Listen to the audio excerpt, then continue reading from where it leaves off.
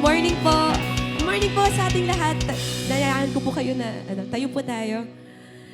You know, we just sang kanina na God is on our side. Kasama natin ang Diyos. Kahit ano man yung pinagdadaanan natin, kahit saan man tayo, kasama lagi natin ang Diyos. So today, as we sing all of these songs, I pray na all of us will be just cognizant sa presensya ng Panginoon sa buhay natin. Amen po ba? Amen. Lord, we pray that as we sing these songs, we would just remember that your presence is here. You are near to us and you know us. So God, we just give you back all the praise, glory, honor, and thanksgiving. In Jesus' mighty name we pray. Amen. Let's worship the Lord.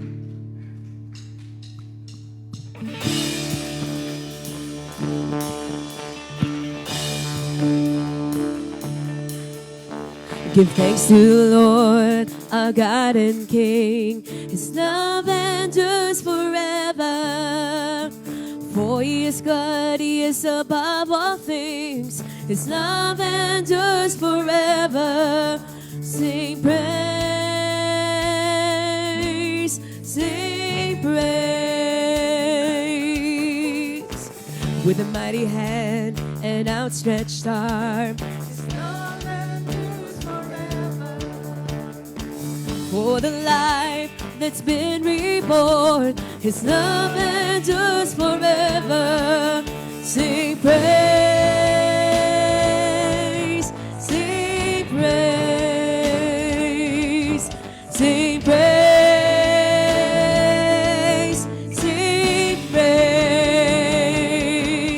Forever God is faithful, forever God is strong. God is with us forever, forever, forever.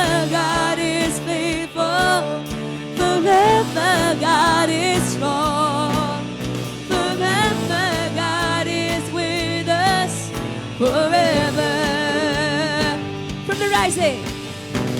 From the rising to the setting sun.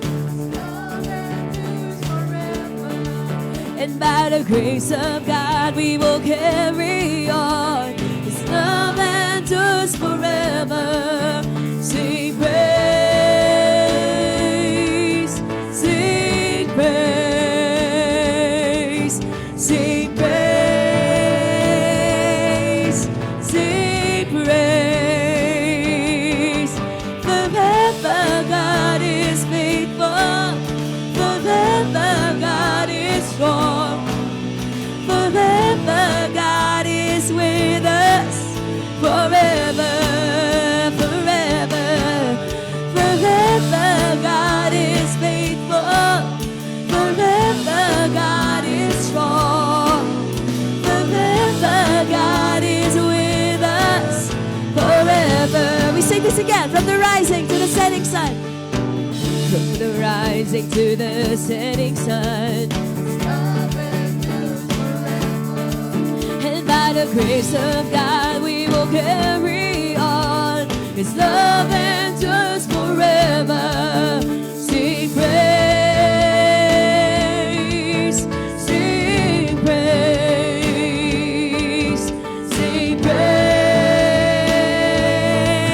sing praise.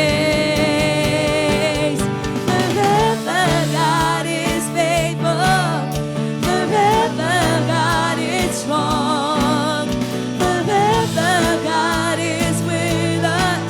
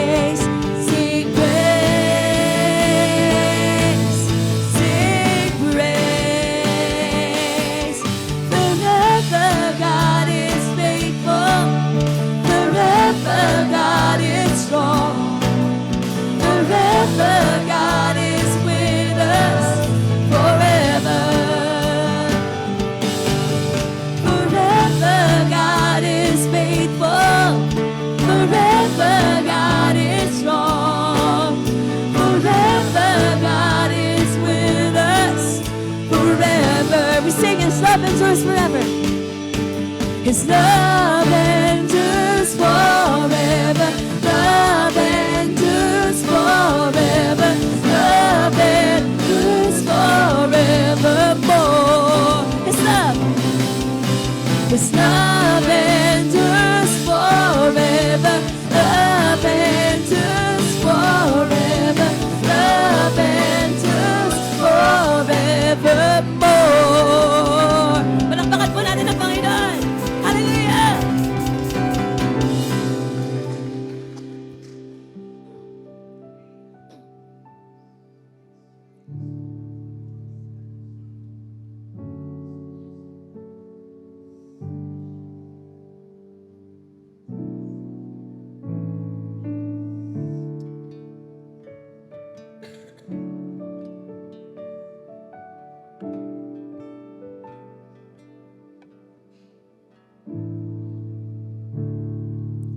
Panginoon, ang nais ko,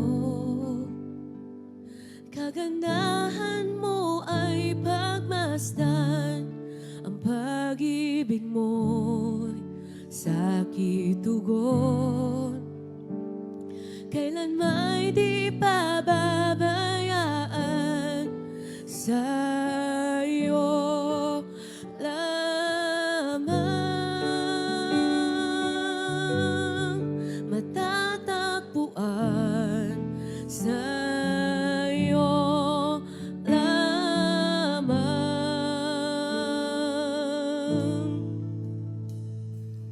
mananatili sa'yo lilim at sasambahin ka sa dakong lihim, mananatili sa iyong lilim nang masumpungan ka sa dakong lihim.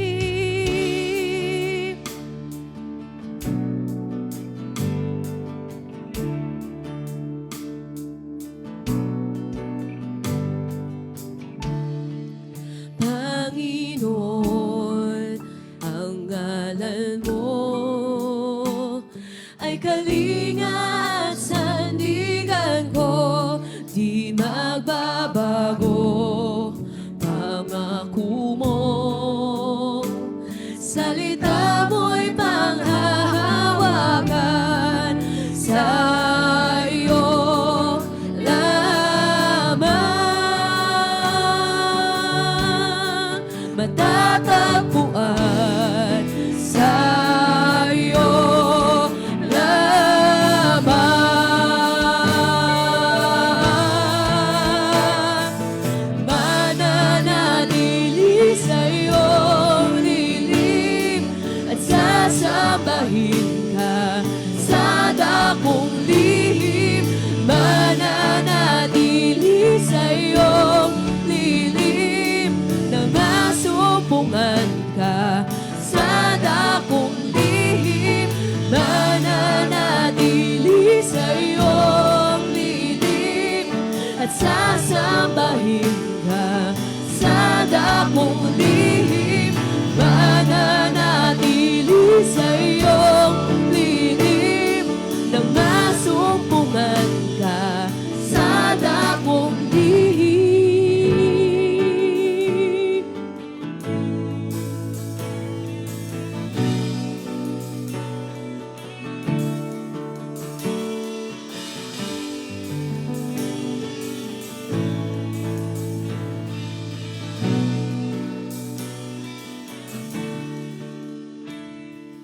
Ang pagpuri ko ay tanging sa'yo, sa'yo lamang hiniaalay,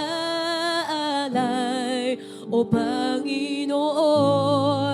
Ang puso ko'y sa'yo magpakailanman. Ang papuri ko ay tanging sa'yo, sa'yo lamang hiniaalay, o Panginoon. Ang puso ko'y sa'yo magpakailanman.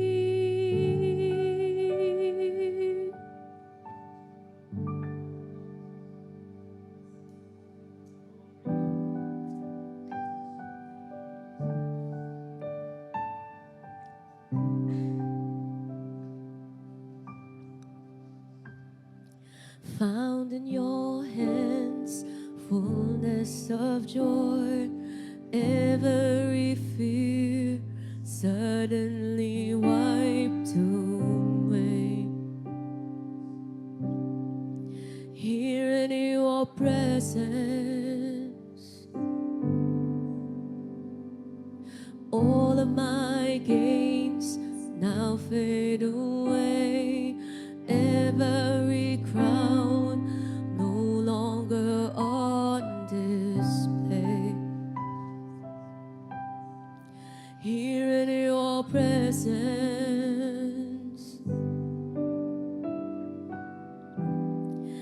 heaven is trembling in awe of your wonder.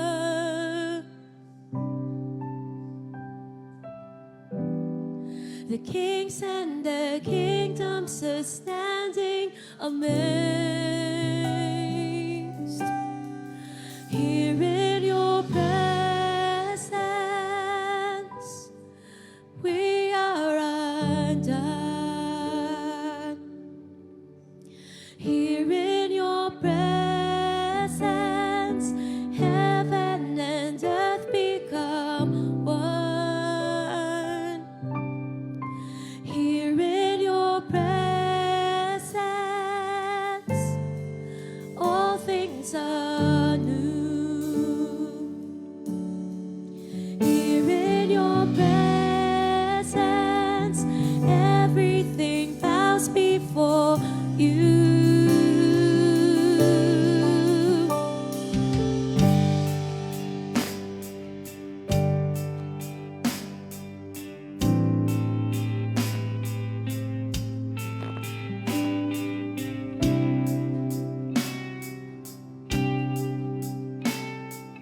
You sing, found in your hands.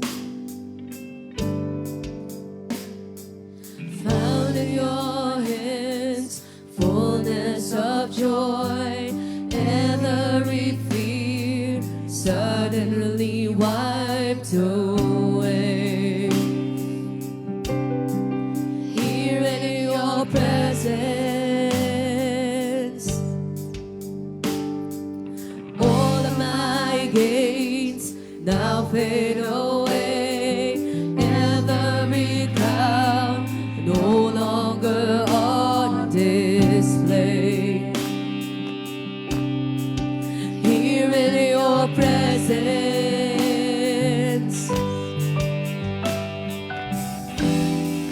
heaven is trembling in awe of your wonder. Yeah, yeah. The kings and the kingdoms are standing amazed. Here in your presence, we are undone. Here in your presence, heaven and earth become one. Here in your presence, all things are new.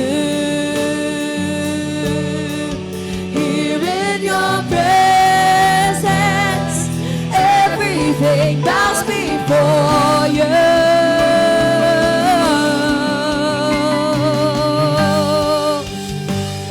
Awitan po natin ang Panginoon with our own words, with our own song.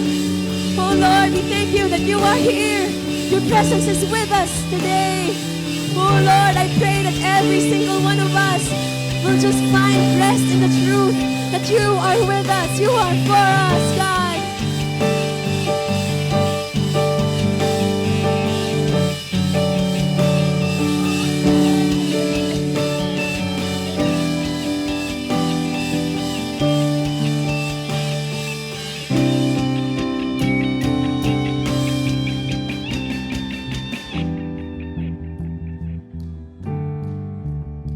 Oh, here in your presence, God. Here in your presence, there is fullness of joy. Oh, in your presence, there is peace, oh God.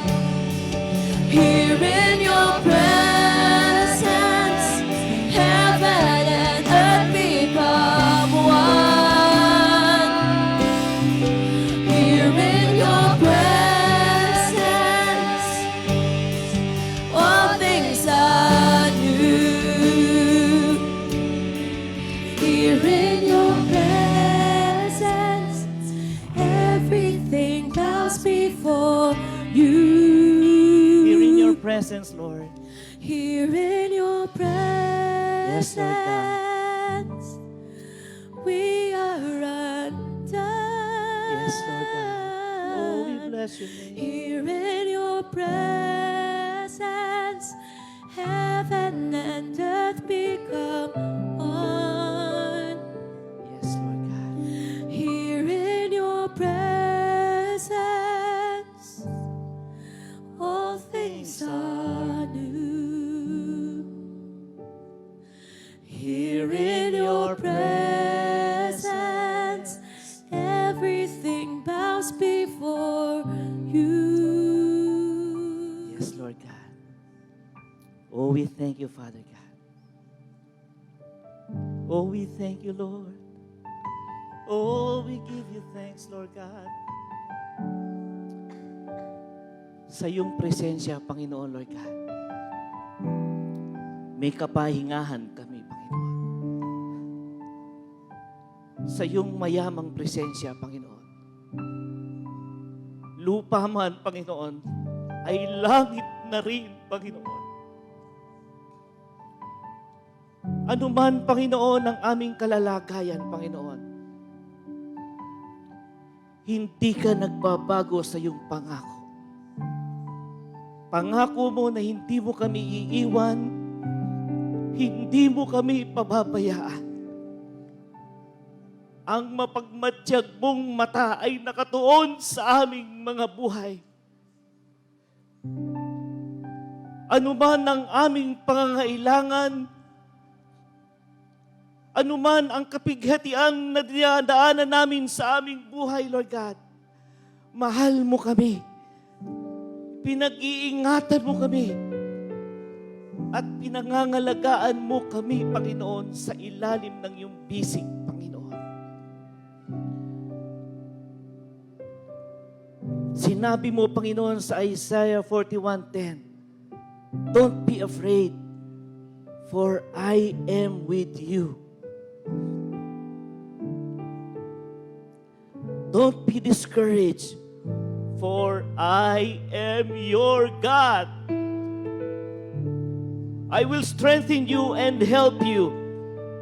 I will hold you up with my victorious right hand. Salamat, Panginoon, sa pangakong yan na aming pinangahawakan sa aming mga buhay, na anumang pagsubok ang aming inaharap, Panginoon, ang hangarin nito rin tumatag kami, maging malago kami sa pananampalataya sa iyo, Panginoon, na ang mapagmatyag mong matay na kautuon sa amin, Panginoon. Hindi mo kami pinababayaan, hindi mo kami iniiwanan, Lord God, sa anumang lakarin, sa anumang laban ng aming buhay.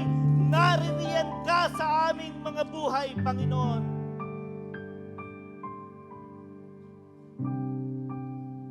Ang hangarin lamang nito, Panginoon, sa aming mga buhay ay lubusang kaming mapalapit sa iyo, tumawag sa iyo, kumapit sa iyo, at kilalanin kang Diyos ng aming mga buhay bilang Diyos at sariling tagapagligtas na nagpo-provide ng aming mga pangangailangan, na nagpapagaling ng aming mga kasakitan, at hinahango kami, Panginoon, sa anumang lakarin, sa anumang problema ng aming buhay, Panginoon. Relationship, Lord God, ang naisin mo sa amin, Panginoon. Na habang kami humaharap sa problema, the more na kumakapit sa iyo at sinasabi namin sa aming mga sarili, Lord, sa iyo kami huhugot ng lakas. That all things work together for good for those who love and trust in you.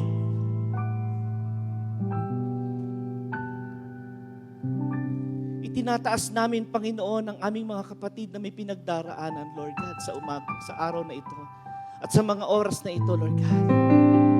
Sila man ay nasa banig ng karamdaman, sila man, Panginoon, ay may pinagdaraan ng pinansyal na problema, sa trabaho man, sa pamilya man, sa mga mahal man sa buhay, Lord, abutin niyo po sila. Kalingain niyo po sila, Panginoon. Lord, patuloy nilang maramdaman ang iyong presensya sa kanilang buhay. Salamat, Panginoon Lord God, sa iyong mayamang pangako at mayamang pangako, Panginoon, na hindi mo kami iiwan, hindi mo kami pababayaan. Thank you, Father God. In Jesus' name we pray. Amen. Amen. Batiin po natin yung ating mga katabi. Yan. Kamusta ka na, kapatid? Ngitian po natin sila. Fist bump, shake hands, no? Yan po. Kamusta po kayo? Huling linggo ng buwan ng October. Yan, malapit na po yung si Jose Marichan nung September dito. Nung October dito. November dito. December dito na yan. Okay? Bilang mga announcement po, bago po ang ating pagkakaloob. Yan. Nakikita po ba natin itong blue sheets na ito sa ating mga upuan? Yan. Fill upon po natin yan at pwede po nating i-scan yung QR code. Ito'y pag-update lamang po sa ating mga personal information. At huwag po kayong mag-alala, safe po yan dito sa church. Wala pong lalabas yan. Para lang po yan sa kapakanan po nating lahat na dyan po kukuha ng impormasyon. Yung ating telecare, yan. Pwede po nila kayong tawagan, kamustahin with your permission, no? Pag-pray kayo online sa over the phone, no? So, fill up po natin yan, then ihulog po natin sa mga offering box or ibigay po natin dun sa lobby. Yan. Habits 3 and 4 graduates, yan. Sa 10 a.m. po ito no? Binasa ko, sorry. Pero mamaya po meron po sila. Yan. Family Day on November 11, Saturday. We will have a family day. Yan. Sino po dito yung member ng F4J? Yan. At Lovers in Pares. Meron po tayong joint project ng F4J and Lovers in Pares. This is open for everyone with a registration fee of 250 per head. Yan. Mag-i-enjoy po tayo dyan. Yan. This will be held at Jubilation South Clubhouse, located in Binyan, Laguna, from 10 a.m. to 4 p.m. We will have food for the tummy and of course, food for the soul. Yan.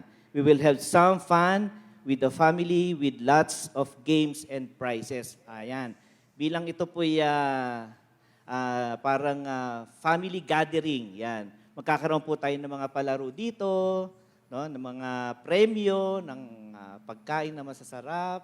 Yan. Family Day po, enjoy po natin. At yung pong ating Youth Encounter God Retreat, ready your hearts, souls, and minds for another Youth Encounter God Retreat on November 12.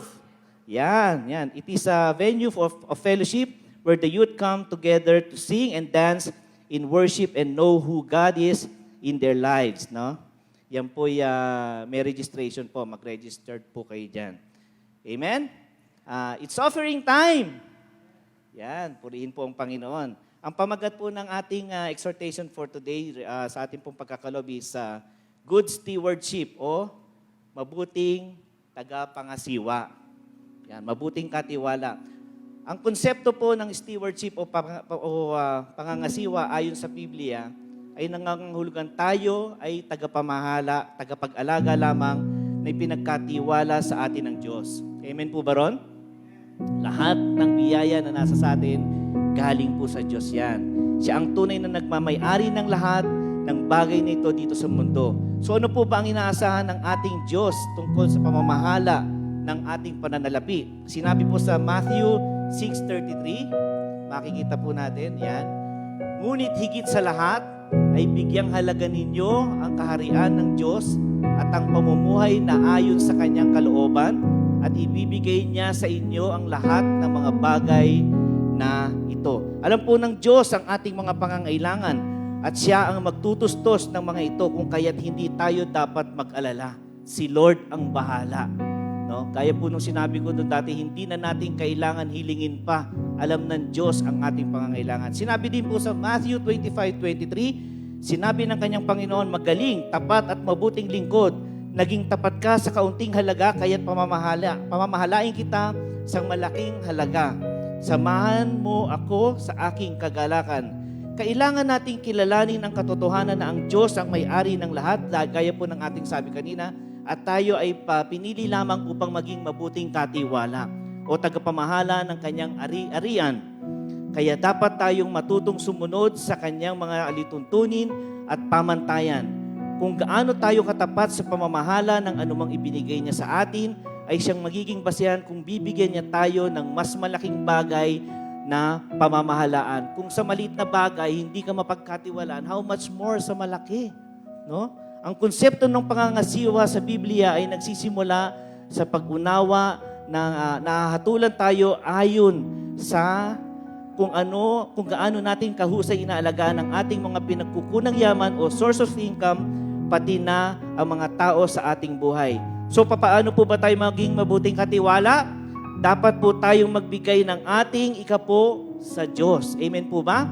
So lahat po ng yan ay pagmamay-ari ng Diyos. Dapat lamang po nating ibalik sa Kanya ng ayon sa ating diktahan ng ating mga puso. So magbigay po tayo ng may kagalakan sa ating Panginoon. Shall we pray po? Hallelujah. Salamat, Panginoon, Lord God, sa iyong biyaya na kami, Lord God, opportunity, Lord God, to give and to bring back to you all these blessings, Lord God. Lord, sabi mo nga, Panginoon, na ikaw, Panginoon, ang pinagmumula ng lahat ng ito, Lord God. Kami ay gawin mo, Panginoon, na kami ay mabuting katiwala na ibigay namin sa iyo, ipagkaloob namin sa iyo kung ano ang nararapat at pinakamainam na galing sa aming mga puso, Lord. Lord, dalangin ko, Panginoon, na patuloy mong pagbalain ang lukbutan ng bawat magbibigay at magkakaloob ng kanilang ikapo sa umagang ito, Lord God. Pagpalain mo kami, Lord God, sa pangalan ni Jesus. Amen and amen. At makikita rin po natin sa screen ang mga ibang paraan po ng pagkakaloob. God bless you po. Praise the Lord. Thank you, Pastor Joey. Good morning, everyone. And again, salamat sa patuloy ninyong pagbibigay, pagkakaloob, at pagsuporta sa ministries ng ating pong gawain dito sa Beginnings Church. Not just here in Makati, but we have sites sa Sukat, Parañaque, sa Malibay, Pasay. At kung loloobin ng Diyos sa mga darating pang taon ay makapag-o-open tayo ng mga iba pang sites para mas marami pang taong makarinig ng Ebanghelyo ng Panginoon at mapagpala sila. Amen. Good morning. So today is the culmination. Ito na yung ending ng ating series on the names of God. Hindi ibig sabihin na wala nang iba, kundi in the hopes na sana'y nagkaroon lang tayo ng patikim, na tayo mismo magdi-desire to know God even more as revealed in God's Word. So minsan iniisip natin, bakit names? Bakit plural? Bakit marami? Sapagkat ang Panginoong Diyos natin is so great na even one name is not sufficient to describe who He is and what He can do. So let me just review.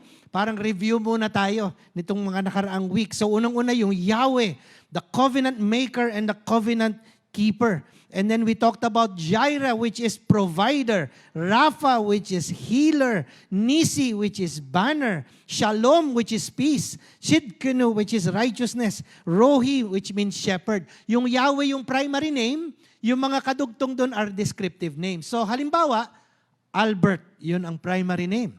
Ngayon, kung gusto nyo kong lagyan ng descriptive name, Albert Pogi, aba tatanggapin ko yun. Hindi ko yun i-reject. Sasabihin ko sa inyo, thank you very much. Okay. So, tumingin kayo sa katabi ninyo, kung alam ninyo yung first name, kung hindi, tanungin ninyo. And then, kayo na ang magdagdag ng descriptive name. Sige nga, sabihin mo, hi, I am, ikaw si, and then dagdagan mo, maganda, cute, okay, kahanga-hanga, mabait.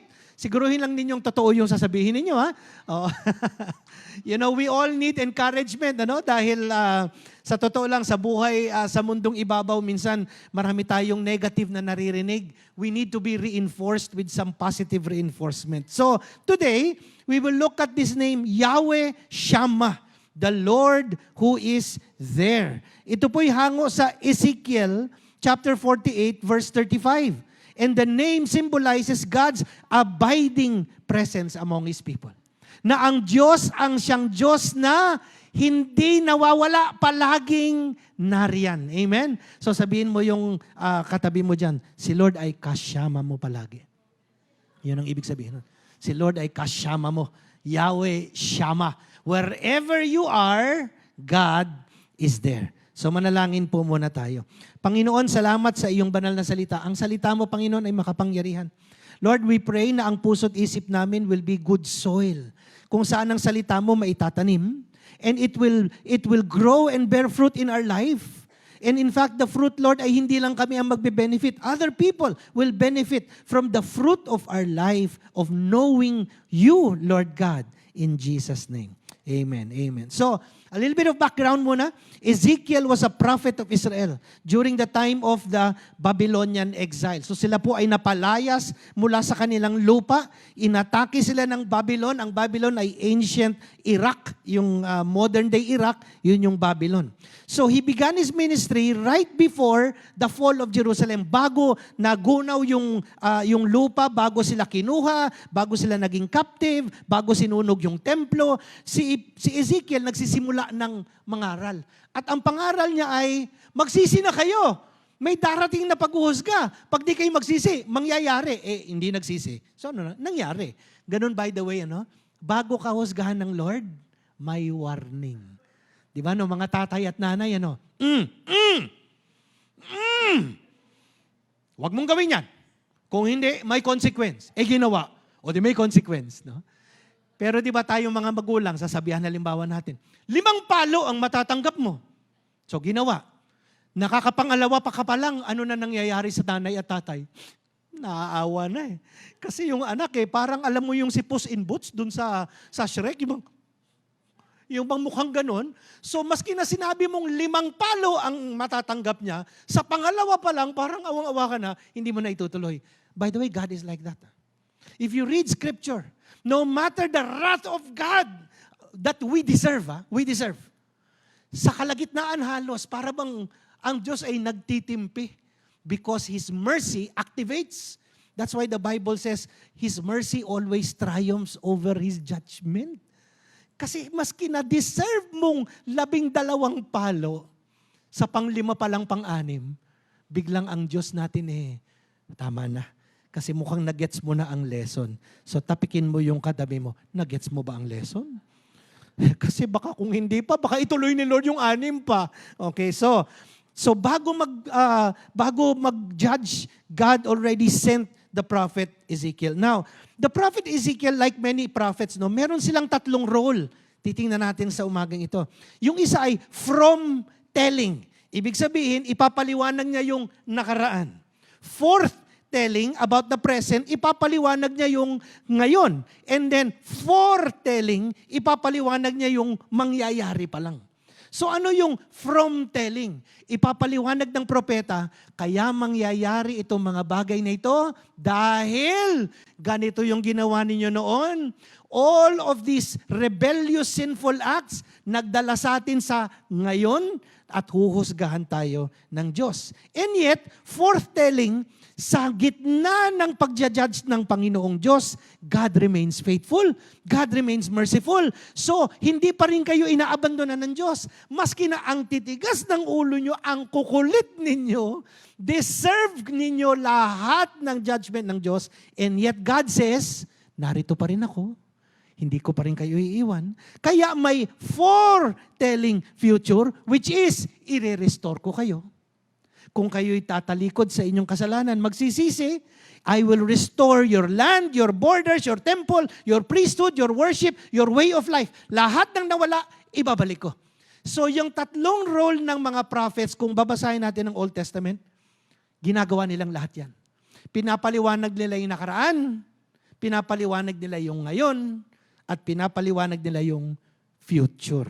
So that's the context of the words of Ezekiel, which is even though they are in exile, nagunaw yung kanilang temple, sinunog, kinuha lahat ng articles do loob ng temple, pati yung tinatawag na the Ark of the Covenant, na hinanap ni Indiana Jones, na nahanap naman.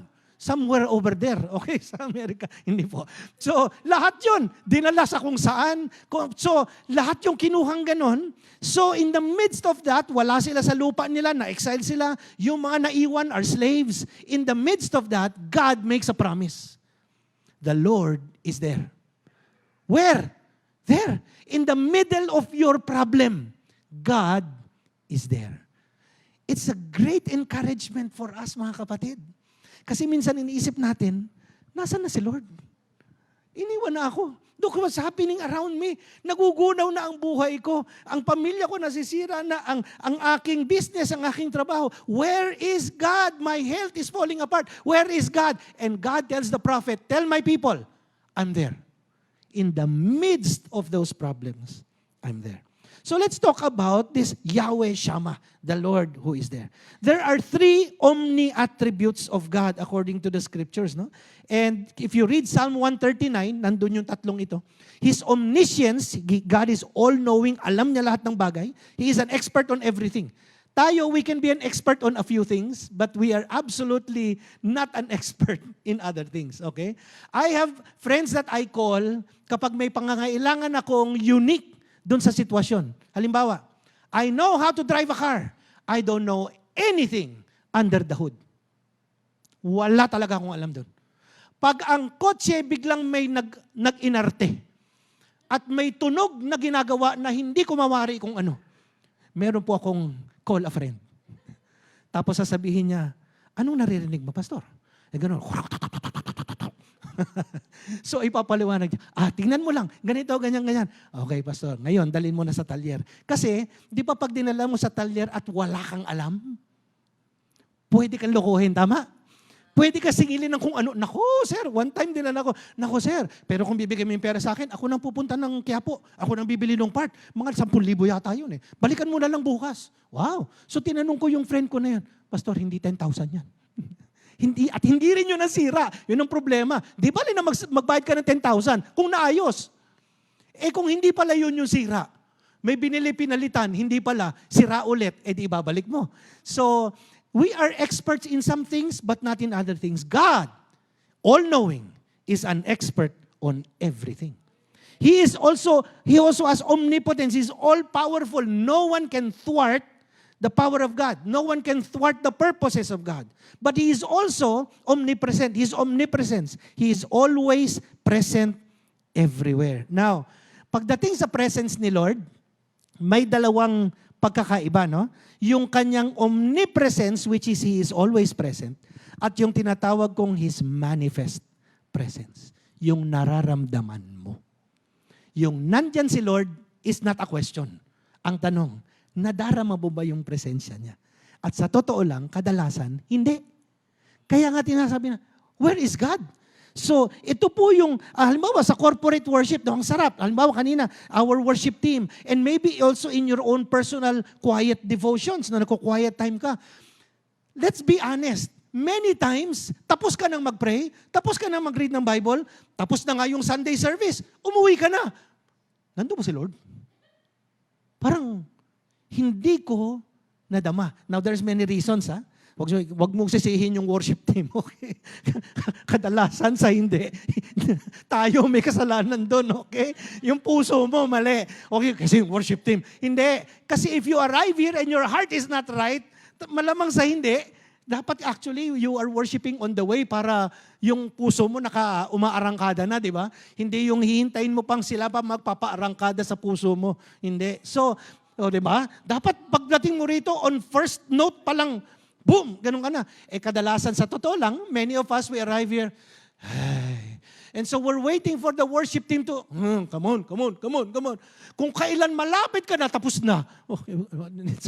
So dapat parating pa lang tayo, ready na tayo to worship, no? So, even in your own quiet time, tapos ka na mag-devotions, binasa mo na yung reading for today. Wala naman, you know. So, ganito yung pangyayari kay Jacob. At titingnan natin yung kwento niya. Sa Genesis 28:16, sabi niya, surely, the presence of the Lord is in this place, but I was not aware of it. Wow, nandito pala si Lord. Hindi ko man lang nadama. Ano nangyari? So many times, God chooses to hide His presence from us. And we don't even realize na nandun siya unless He reveals Himself. So, I had a professor in seminary before, ganito ang sabi niya, no? Yung anak daw niya, mga 3 years old, 4 years old, nag-hide and seek sila sa bahay. So, nagtago si tatay, si anak, ikot-ikot sa buong bahay. But 10 minutes na si tatay, kung saan man siya nagtatago, ay feeling niya, hala ka, hindi na ako mahanap ng anak ko. At mamaya naririnig niyo, umiiyak na yung bata. Kasi nga naman, 10 minutes hindi mahanap ang tatay. So finally, nung marinig niyang malapit-lapit na yung bata doon sa kung saan siya nagtatago, sabi niya, hey! Sabi niya, boom! Sabi nung anak, ibig sabihin, nahanap kita. Sabi nung anak, Daddy, I found you! Sabi niya, well, actually, technically, I revealed myself. I showed myself. Of course, hindi naman magigets ng bata yon, di ba? Oo. Pero the point is na, kadalasan, sa totoo lang, we will not even realize God is here unless He manifests Himself. Kailangan siya mag-reveal sa atin. Pero minsan, nire-reveal na niya yung sarili niya, like Jacob, nandun siya, hindi niya dadama. And there lies the problem. Because in the state of heart of Jacob at this time, he is like many of us, which our heart became calloused. Nabalot ng kung ano-anong issue. Na nandyan na ang Diyos sa harap niya, ni hindi niya man lang na-realize na naroon. So tingnan natin yung kwento sa Genesis 28. So sabihan mo ulit yung katabi mo, first quarter pa lang tayo. Parang basketball ito. 4 quarters. Okay, kung mag-overtime pa, di ba? Genesis 28. Jacob left Beersheba and set out for Haran. By the way, ang context nito, katatapos lang yung kwento na niloko ni Jacob yung tatay niya, na si Isaac, para ibigay sa kanya yung blessing na para kay Esau. Di ba? Silang magkapatid, si Esau yung panganay, dapat si Esau yung makatanggap ng the father's blessing. Sa halip, ang ginawa ni Jacob, kakuntsaba ang nanay, okay, dinamitan siya ng damit ng kapatid, tapos nagluto ng masarap, dahil matanda na yung tatay, malabo na ang mata, nagpanggap siya si Esau, para nang sa ganon, mabless siya nung tatay niya na dapat ay para sa panganay. So nung malaman ni Esau na ninakaw ni Jacob yung blessing na dapat sa kanya, I will kill you, sabi ni Esau sa kanya. So ito ngayon si Jacob, nagtatatakbo, nagtatago. So he left Beersheba, set out for Haran. When he reached a certain place, he stopped for the night because the sun had set. Taking one of the stones there, he put it under his head, lay down to sleep. And he had a dream in which he saw a stairway resting on the earth with its top reaching to heaven. And the angels of God ascending and descending. Wow, akyat baba yung mga anghel, parang elevator. Akyat baba sila dun sa hagdanan na yun. And there above it stood the Lord. And He said, by the way, every time po sa English mabasa nyo yung Lord na capital L, capital O, capital R, capital D. Yan po yung Yahweh or sometimes translated Jehovah, the covenant name of God. Meron ding capital L na small O, small R, small D. Yun ay Adonai. Okay, so para lang po may kahibahan. Ano? So ito, the Lord yung Yahweh, the name of God. I am the Lord, the God of your father Abraham and the God of Isaac. Later on, pag namatay na rin si Jacob, the God of Abraham, Isaac, and Jacob na yun. Sa ngayon, kasi si Jacob nandito, the God of Abraham and Isaac. I will give you and your descendants the land on which you're lying on. Your descendants will be like the dust of the earth. You will spread out to the west and to the east, to the north and the south. All the peoples of earth will be blessed through you and your offspring. Verse 15, I am with you. I will watch over you wherever you go. I will bring you back to this land. I will not leave you until I have done all that I have promised you. Wow, very crucial itong words na ito, lalo na sa kaguluhan ngayon nangyayari doon sa lugar na yun. When Jacob awoke from his sleep, he thought, surely the presence of the Lord is in this place. But I was not aware of it. He was afraid and he said, how awesome is this place. By the way, pag nagparamdam sa inyo si Lord, di ba ang pakiramdam mo, wow, I stand in awe of God's presence. Yung parang tindig balahibo, yung parang mararamdaman mo dito pati sa batok mo, na parang, hala ka, si Lord nandito. So, God is in, this is the house of God. This is the gate of heaven. And as it was with Jacob, so it was with us many times, mga kapatid. No? God is still here. He has not left. God has not moved. Many times, we don't sense His presence. Bakit? We even doubt His presence. No? Sa totoo lang, di ba? No? Minsan, hindi natin siya nadarama. Dinadoubt pa natin, Lord, nasa ka ba? I don't see you. I don't hear you. I don't sense you. And yet, God is here. God remains. His presence is here. Yahweh Shammah, the Lord who is there with you in whatever situation you are in.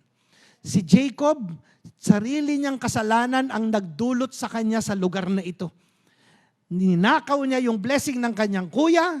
Yung kuya niya gusto na siyang patayin. Siya ngayon ay nagtatakbo. He is afraid for his life. At sa kalagitnaan noon, God makes a promise to him. So minsan, tayo ang nagdadulot ng sarili nating problema. Ano? Tama, umamin na tayo. No? Our wrong decisions, our wrong actions lead to consequences na hindi maganda sa atin.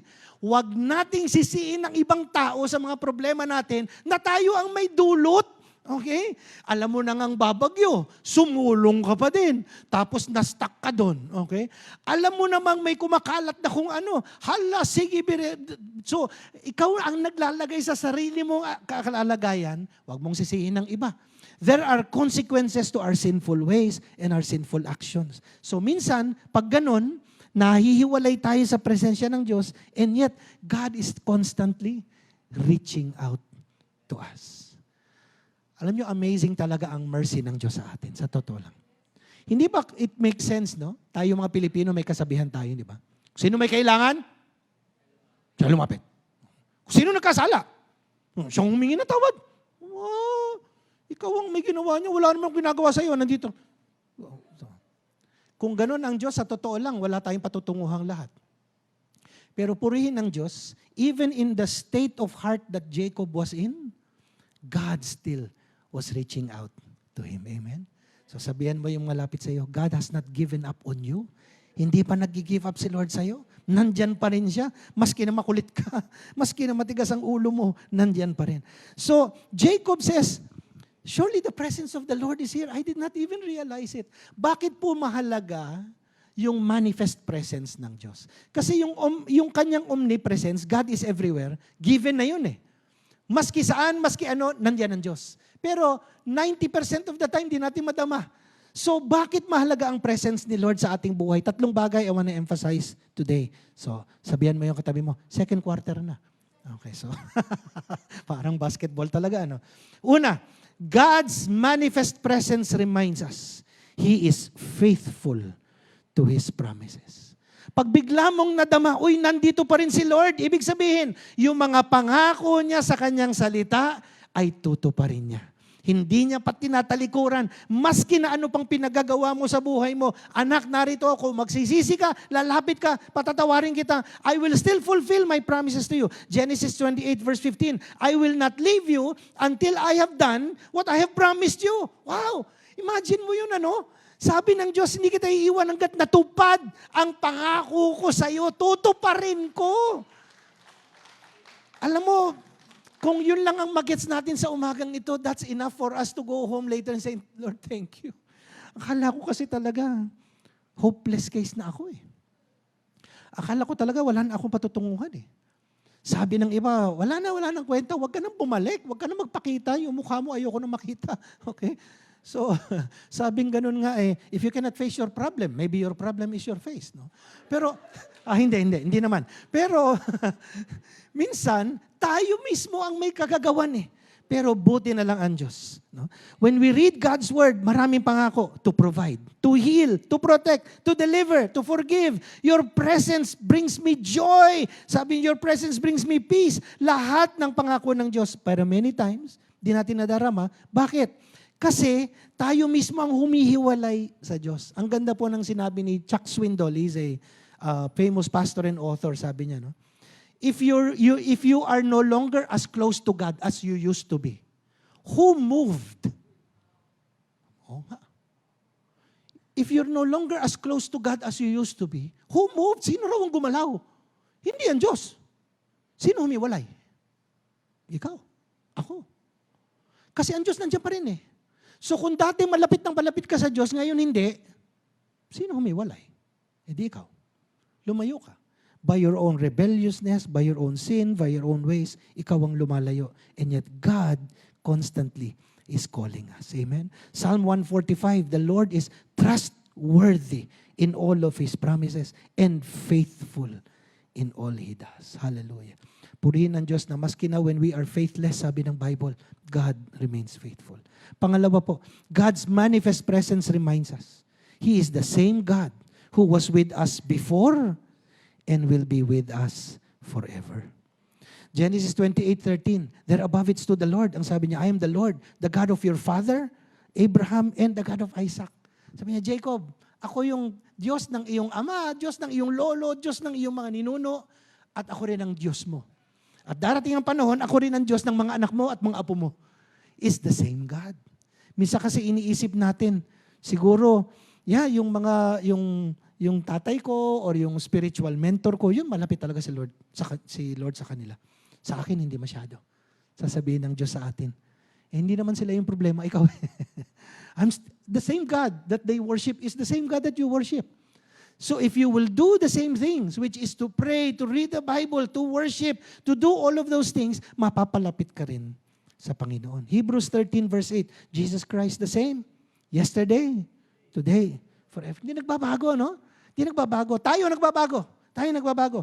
Tayo ay parang thermometer, up and down, up and down, up and down. Umiinit, lumalamig sa ating relasyon sa Panginoon. Alam ba ninyo, ang Panginoon Diyos, palaging mainit sa atin? The steadfast love of the Lord never ceases. Amen? Ang kanyang pag-ibig daw ay steadfast. Alam niyo, steadfast ibig sabihin, maski na anong mangyari, hindi natitinag. Ganun lang siya. Oh. Tayo, sabi nga ng isang awit, di ba? I love you more today than yesterday, but not enough, but not so much as tomorrow. Parang ganun. Ibig sabihin, yung love natin, umakit, bumababa. Buti na lang si Lord, hindi. Amen? May pangatlo pa. God's manifest presence reminds us, He is our guide in our lifelong journey. Mahaba-haba pa kapatid ang tatahakin nating path. Ano? Okay? Kung loloobin ng Diyos, I'm 58 years old. I know I only look 28. Thank you, Lord. Magaling mag-alaga si Mrs. Okay. Pero kung loloobin ng Diyos, paabutin tayo ng mga 80 or 90. I'm not so sure I wanna be 120 like Moses. I'm not so sure. Ewan ko. Pero ewan ko sa inyo kung gusto niyo umabot ng ganung age no, katulad ni Moses. Kasi siya naman, umabot siya ng 120, pero sabi, malinaw pa rin ang mata. Malakas pa rin ang binti. Ngayon nga, pag wala akong salamin, hindi ako makabasa eh. You know? At yung binti, after a few kilometers of walking, upo na ako eh. Sumali po ako ng 5K run before. Run, walk. Run, walk. Run, walk. Nakaabot naman po ako dun sa 5K. Pero hindi yun 5K run. Yun ay run, walk. Run, walk. Stop. Sit. Run, walk. Okay. Yun po, may nakasabayan po ako na yaya nung isang sa family namin nung elders. Yaya pa siya nung elder namin. Yaya siya nun. At ngayon, yaya na siya nung mga anak. At nung nagkaapo, naging yaya na rin siya. So by that time, she was like 70. Okay, 70. At that time, I think I was, maybe 40. Matagal-tagal na ito 48 maybe. Hala, nilagpasan niya ako. Nandun na siya sa finish line. Ako, parating pa lang. Okay. So mahaba-haba pa ang ating journey, mga kapatid. Not just physically, but in our life. The Lord who is with us now, who was with us before, will be with us until we reach the finish line. Amen? Haabutan tayo ni Lord. Amen. Sabi niya sa Genesis 28 kay Jacob, I am with you, and I will watch over you wherever you go. Maski saan ka pumunta, Jacob. Sasamahan kita, babantayan kita, kaya nga huwag kang pupunta sa mga lugar na huwag mong puntahan. Okay. Exodus 33, my presence will go with you and I will give you rest. Kaya sumagot si Moses, Lord, if your presence does not go with us, don't send us up from here. Lord, kung hindi namin ikaw makakasama, wag na lang. Di ba, no? Totoo naman, kung hindi tayo sasamahan ni Lord, wag na lang. Paano kang aabot sa finish line mo kung ikaw lang? Hindi mo kaya. Kung hindi ka sasamahan ni Lord, hindi po tayo aabot, sa totoo lang. There are too many traps, too many places na madadapa tayo, mahuhulog sa bangin, etc. And then, there are people also na ikaw na yung nahulog, sisipain ka pa, tatawanan ka pa. So, talagang hindi tayo aabot. Purihin ang Diyos, He is with us until the very end. At purihin din ang Diyos, God gives us family and friends, and here in Beginning Church also. that when you do stumble and fall, we are here to help you get up. Amen? Aalalayan ka namin that the Lord will bring conviction and healing in your life so that we can keep walking until umabot tayo sa finish line. Amen. Now, the ultimate fulfillment of God's manifest presence is none other than our Savior Jesus Christ. He is Emmanuel, God with us. John chapter 1 sabi, the Word became flesh and made His dwelling among us. We have seen His glory, the glory of the one and only Son who came from the Father, full of grace and truth. So, nagmanifest ang Diyos kay Jacob for a parang brief moment, parang sandaling-sandali lang. Pero God manifests His presence in our lives now through Jesus Christ forever. He is God with us. Out of His fullness, we have all received grace in place of grace already given, or grace upon grace. For the law was given through Moses, grace and truth came through Jesus Christ. No one has ever seen God. Totoo naman, walang makakakita sa Diyos. But the one and only Son, that's Jesus, who is Himself God and in closest relationship with the Father, has made Him known. Kaya nga sabi ni Jesus, if you've seen me, you've seen the Father. Dahil all that the Father is, dwells in me. 1 John chapter 1, the same apostle writes, that which was from the beginning, which we've heard, which we've seen with our eyes, we've looked at, our hands have touched, this we proclaim concerning the word of life. This life appeared. We've seen it and testified to it. We proclaim to you the eternal life which was with the Father and has appeared to us. Hallelujah. God with us. Yahweh Shammah. God with us. Emmanuel, God with us. Tayo nga po tayong lahat as our worship team comes. Hallelujah. Purihin ang Diyos. Thank you, Lord. Wherever we are in our journey, sa ating pong paglalakbay bilang mga anak ng Diyos, bilang Kanyang mga alagad, sometimes we are very close to the Lord, at other times parang ang layo natin sa Panginoon. Again, hindi po ang Diyos ang umihiwalay sa atin, tayo ang umihiwalay sa Diyos. Ang grasya ng Diyos hindi nagbabago. He constantly calls us, constantly calls our name, tells us, convicts our hearts. Sinasabi niya sa atin, anak, mahal kita. Huwag kang pupunta sa kung ano-anong bagay o gagawa ng ano-anong bagay na mahihiwalay ka sa akin. Narito lang ako. Kung ikaw ay nag-i-struggle, lumapit ka sa akin. Call upon the name of the Lord, sabi ng Bible. And I will deliver you and you will honor me. Maaari kapatid sa umagang ito na alam naman natin ang Diyos palaging narito. That's not a question. The omnipresence of God. God is always present. He's always here.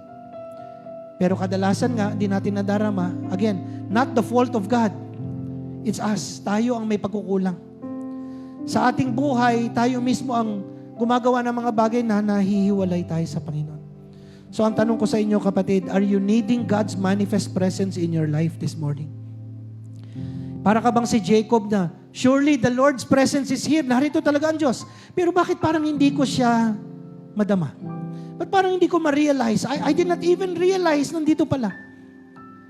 Kapatid, gusto ng Diyos to reveal Himself to us today. Gusto ng Diyos ipadama ang Kanyang pag-ibig, ipadama ang Kanyang katapatan, ipadama sa atin ang Kanyang kabutihan. Pero kailangan, we draw near to Him. Sabi ng Bible, draw near to the Lord and He will draw near to you. Rend your hearts, you sinners. Kayong mga may kasalanan, magsisi kayo, lumapit kayo sa Diyos, manumbalik kayo sa Panginoon. And the God of all grace and mercy will receive us. Ganun po ang kabutihan ng Diyos sa atin. So sa umagang ito, as our worship team will lead us, kung nadarama nyo sa inyong puso na kailangan nyong lumapit sa inyong paghakbang palapit dito sa altar, Panginoon, here in the altar, we want to meet up with you. So mga kapatid, kung nais po ninyong madama ang presensya ng Diyos sa inyong buhay, manumbalik sa Diyos, then come forward. We will be here, we'll pray with you. Just come forward and say, Panginoon, kailangan kita sa buhay ko. Kailangan kita, Lord. I have gone astray, nahiwalay ako ng landas. Ako po ay napalayo sa iyo, pero sa umagang ito, nais kong manumbalik sa iyo. Let's sing this song in worship. Habang inaawit natin. If you feel the need to come forward, just come forward. Thank you, Lord. Hallelujah. Yes, Lord. God, you are here. Narito ka. narito ka, Panginoon, at lalapit kami sa iyo. Lalapit kami sa iyo. Huwag kayong mahiya. Huwag kayong mahiya. Thank you, Lord Jesus. Who is like you, Lord, in all the earth? If you are feeling the conviction of the Holy Spirit to come, just come. Matchless love and beauty, Nais endless ninyong worth. manumbalik sa Panginoon, mapalapit ulit sa Diyos. Just come. Nothing in Thank you, this Lord world Jesus. can Holy Spirit, just move satisfy. in our midst, O God, as we worship. Jesus, you're the cup that won't run dry. Yes, O God. Thank you, Jesus. Your presence, Hallelujah. is heaven Presensya ng Diyos to me. ay parang langit sa ating buhay. We will sense His love, His grace, His faithfulness. Your presence Thank you, Jesus. Thank you, Jesus. is heaven Thank you, to me.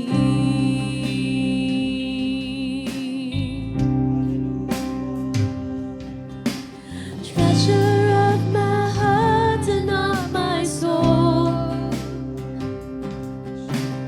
In my weakness, you are merciful. Redeemer of my past and present wrongs, and holder of my future days to come. Your presence. Let's just worship the Lord. Is Yes, Lord. heaven to me. Hallelujah.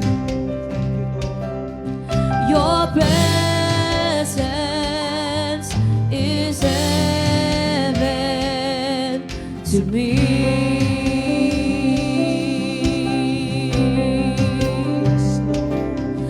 Your presence is heaven to me.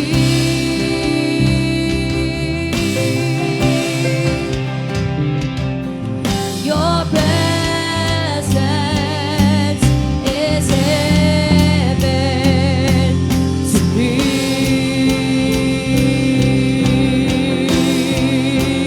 So we sing it, oh Jesus, oh Jesus.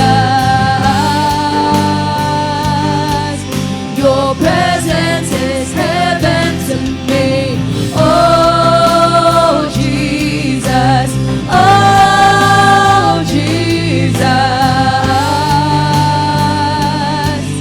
Your presence is heaven to me, oh Jesus, oh Jesus. Your presence is heaven to me, oh Jesus, oh Jesus. Your presence is heaven to me.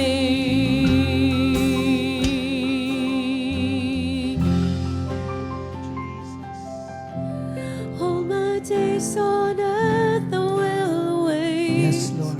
Hallelujah. Thank you, Lord. The moment that I see you face to face. Yes, Lord. That's our desire. Nothing in this world would satisfy. Hallelujah. Thank you, Lord. Jesus, you're the cup that won't run dry. Can we just lift up our hands to God? And in your own way, sa inyong sariling paraan, just pray to God right now. And ask the presence of God to just be real to you today. Na maging totoo ang presensya ng Diyos sa iyong buhay.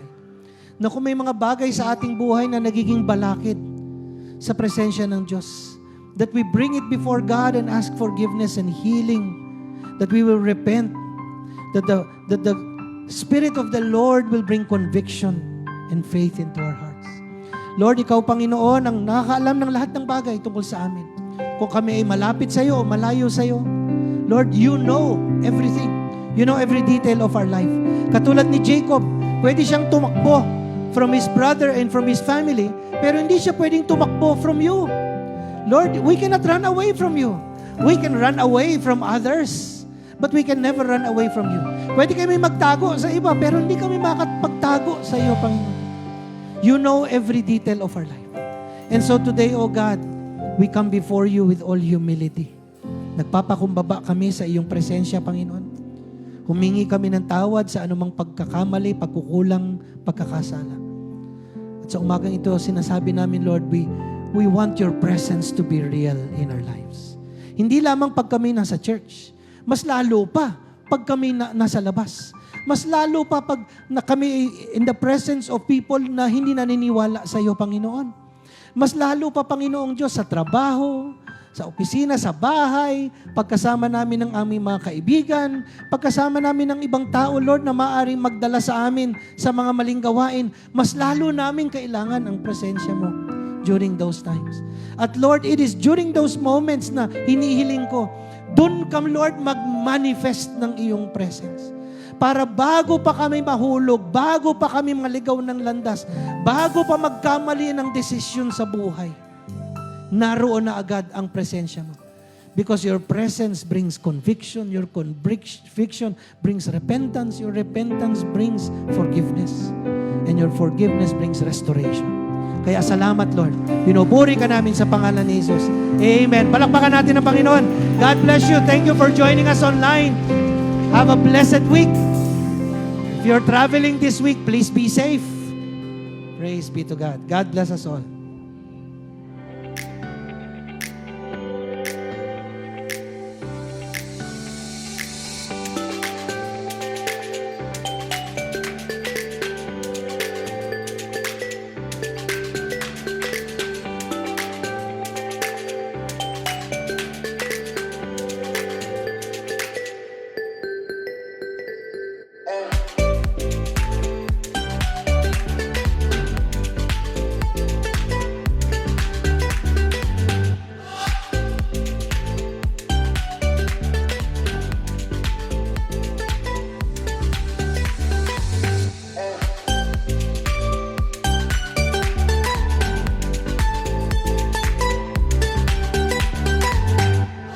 Thank you for joining our worship service today.